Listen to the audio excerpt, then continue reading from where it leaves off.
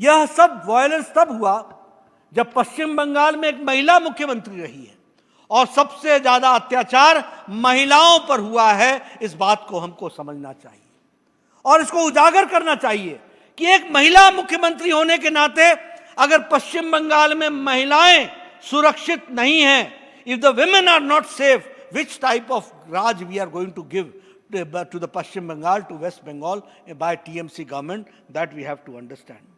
आज ही हमारे post violence probe पर जो fact finding committee ministry of home affairs के तरफ से गई थी, जिसके कमेटी के सदस्य जस्टिस प्रमोद कोहली जो सिक्किम के हाई कोर्ट के चीफ जस्टिस रहे हैं, आनंद बोस जो केरला के फॉर्मर चीफ सेक्रेटरी रहे हैं, मदन गोपाल जो farmer additional secretary of Karnataka रहे हैं, निसार चंद अहमद जो फॉर्मर प्रेसिडेंट ऑफ ICSI रहे हैं और निर्मल कौर फॉर्मर DGP झारखंड, इनकी समिति high powered committee for post violence probe, इसकी फैक्ट फाइंडिंग कमिटी के लिए जो रिपोर्ट आई है वो आज ही उसको गृह राज्य मंत्री के सामने रखा गया है।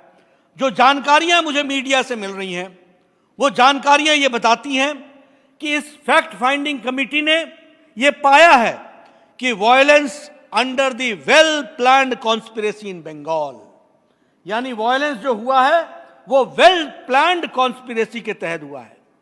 Criminals were involved in the violence along with political activist, यानी क्रिमिनल्स, षड्यंत्रकारी जो क्रिमिनल्स थे वह राजनीतिक दल के साथ मिलकर के इस काम को उन्होंने किया है।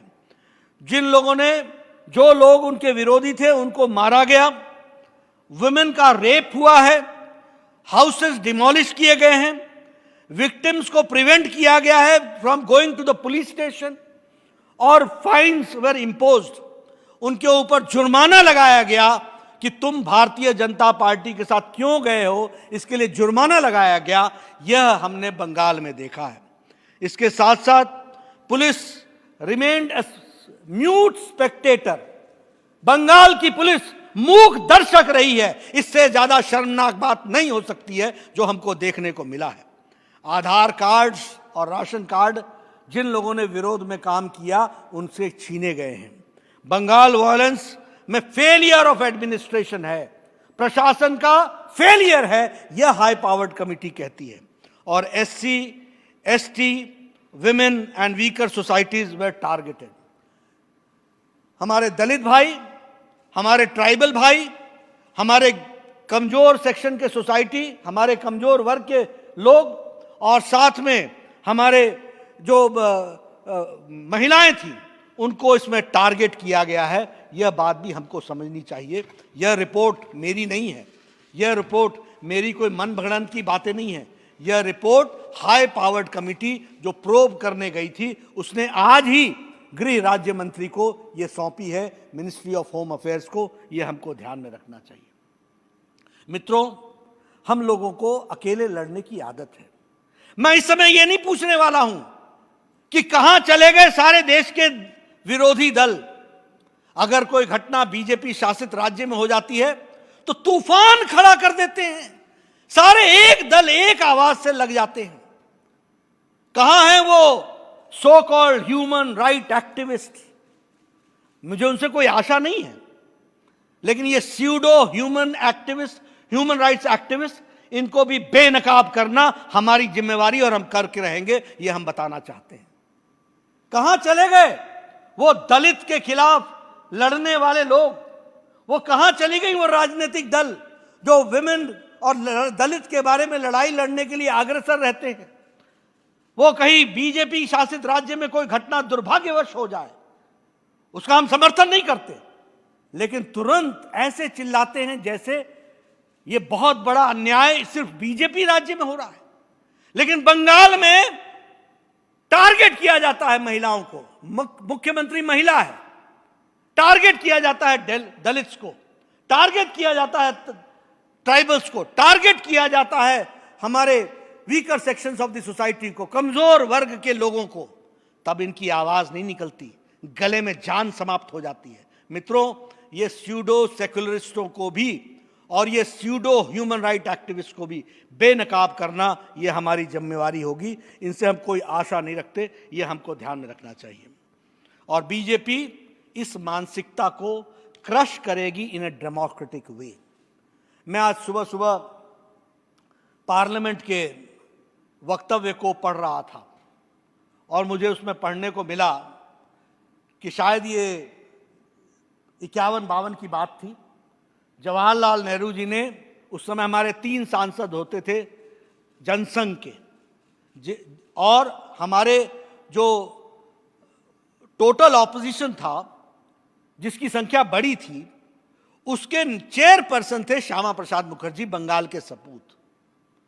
और उन्होंने जवाहरलाल नेहरू से जिरह की। He questioned on many important issues. और उस समय जवाहरलाल नेहरू ने कहा था, आई विल क्रश जनसंघ, यह कहा था जवाहरलाल नेहरू ने। और श्यामा प्रसाद मुखर्जी, बंगाल के ही सपूत, ने यह कहा था, I will crush this crushing mentality. इस बात को उन्होंने कहा था कि मैं इसको क्रश कर दूंगा, इस मेंटालिटी को। उसके बाद समय बदला, कांग्रेस ने crushing defeat not once, many times देखी, और आज भी क्रशिंग डिफीट के साथ खड़ी है। Mamata ji, history repeats itself, time is going to come when in a democratic way we will crush the mentality which you are going forward with and you are advocating at this point of time, and we will do it in a democratic way. Remember this, Bharatiya Janata party छोड़ने वाली नहीं है, लड़ने वाली है, जमीन पर लड़ने वाली है। और मैं कार्यकर्ताओं से निवेदन करूंगा, हमने सीपीएम से लड़ाई लड़ी है, हमने उन तमाम लोगों से लड़ाई ली है जिन्होंने हिंसा का साथ लिया है। यह याद रखिएगा कि इन सारी लड़ाइयों में प्रजातांत्रिक तरीके से जीतते हुए आगे बढ़ी है, तो पहले दिया का निशान और बाद में कमल का निशान खिलता हुआ आगे आया है। इस बात को समझना चाहिए। भारतीय जनता पार्टी भी आगे बढ़ेगी, और इसलिए यह लड़ाई लंबी हो सकती है, लेकिन अगर हम 2014 से लेकर 2020 और 21 तक इस लड़ाई में इतनी तेजी से आगे बढ़ सकते हैं, तो 2026 में निश्चित रूप से भारतीय जनता पार्टी का परचम वेस्ट बंगाल में फहराएगा। इस बात को हमको ध्यान में रखना चाहिए। मैं ममता जी के स्वभाव के बारे में क्या चर्चा करूं? भ्रष्टाचार, टीएमसी और ममता, ये पर्यायवाची है। Corruption, thy name is Mamata, TMC, thy name is corruption. ये पर्यायवाची हैं, ये एक ही सिक्के के दो पहलू हैं। जहां टीएमसी होगी, जहां ममता जी होंगी, वहां अराजकता होगी, वहां भ्रष्टाचार होगा। इस बात को हमको समझ लेना चाहिए। और इसीलिए आप देखिए, अगर अम्फान आता है तो की देबो, जो कुछ देबो आमी खाबो, सब खाने के लिए। भ्रष्टाचार, आप बताओ तिरपाल की चोरी हुई थी कि नहीं हुई थी? आप बताइए चौल चोरी हुई कि नहीं हुई? आप बताइए कि हर तरीके की चोरी की गई कि नहीं गई? और आपको मालूम है कि नहीं, जब सीएजी की रिपोर्ट में यह कहा गया कि हाई कोर्ट सीएजी से इसका ऑडिट कराए, तो ममता जी सुप्रीम कोर्ट पहुंची। मतलब चोरों को सुरक्षा देना और कवच पहनाने का काम किसका? तो ममता जी का। यह ठीक है, आप चुनाव में जीत गई, लेकिन यह भी ठीक है कि दूसरी पार्टी उभर करके आई है, तो वह भारतीय जनता पार्टी है, और विपक्ष की भूमिका हमको मिली है। हम विपक्ष करके दिखाएंगे, यह हम आपको बताना चाहते हैं। मित्रों, हम सब जानते हैं, अगर पॉलिटिकल वायलेंस की बात करें तो हमारे को ध्यान में आता है कि हर तरीके से